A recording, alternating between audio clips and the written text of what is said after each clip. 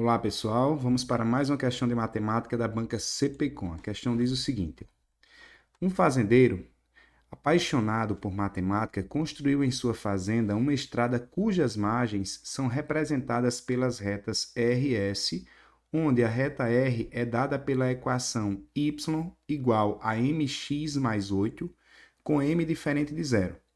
Além disso, as retas R e S são perpendiculares à reta Q de equação y menos 2x menos 6 igual a zero. Nessas condições, podemos afirmar que a largura da estrada dada em metros determinada pelas retas RS é. Bom, pessoal, essa questão ela está um pouco incompleta. Na verdade, ela está incompleta, né? Vai faltar algumas informações. Eu vou começar a resolver ela e a gente vai entender onde ela está incompleta, certo?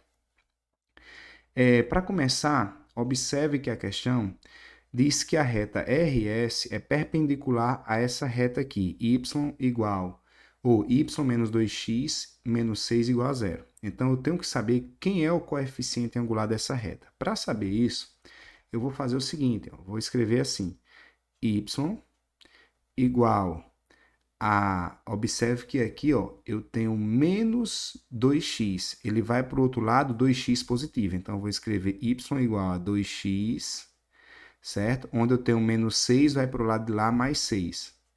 Mais 6, pronto. Escrevendo dessa forma, o nosso coeficiente angular é 2, certo? 2 positivo.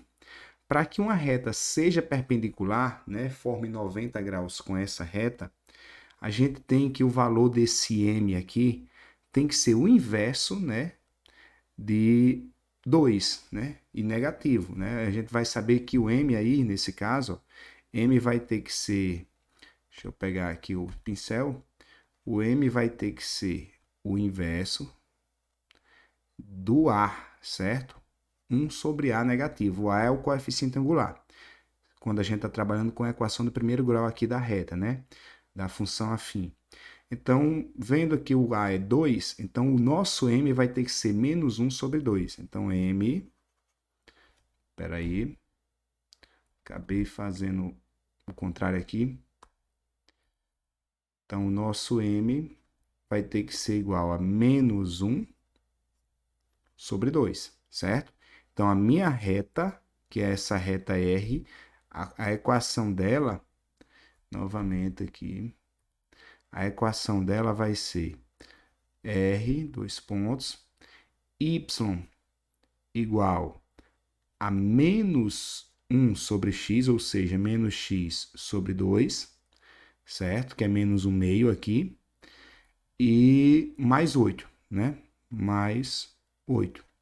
Escrevendo essa equação igualando ela a zero, eu posso dizer que o R, dois pontos, vai ser, y, o 8 que está positivo vem negativo para o outro lado, menos 8 é igual a menos x sobre 2, beleza?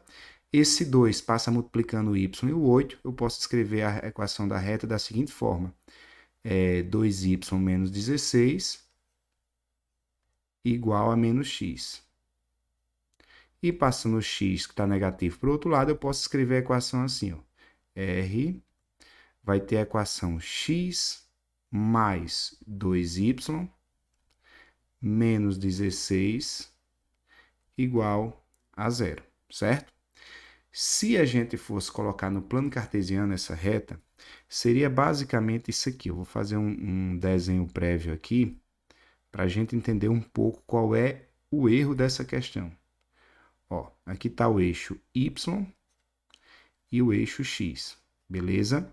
A primeira equação, que é a de cima aqui, y igual a mx mais 8m, a gente descobriu que é menos 1 meio. Então, essa reta está decrescendo. Essa reta passa pelo ponto 8, né? Porque o B aqui, vale 8. E ela vai decrescendo. Então, vou colocar assim. A outra tem um coeficiente 6 positivo, porque esse 6 vai para o lado direito, fica positivo. Né? Ele está negativo, fica positivo. E o do menos 2x vai para o outro lado, fica 2x, que está escrito aqui. Então, a reta que tem um coeficiente angular positivo, ela está subindo e passa pelo ponto 6. Então, basicamente, ia passar aqui, no 6, ia subir, deixando essas duas retas perpendiculares, formando 90 graus. Só que ainda está faltando uma outra reta, que ela pode estar aqui em cima, por exemplo, pode estar um pouco mais acima ainda, ou pode estar aqui embaixo. Ó. Isso não foi dito na nossa questão. É esse erro que está exposto aí nessa questão, certo? Mas olhando o gabarito, ele dá o gabarito como letra D. Então, se a reta passar por esse ponto aqui, ó, o ponto que passa no 6, eu consigo minha resposta do que vem no gabarito, certo?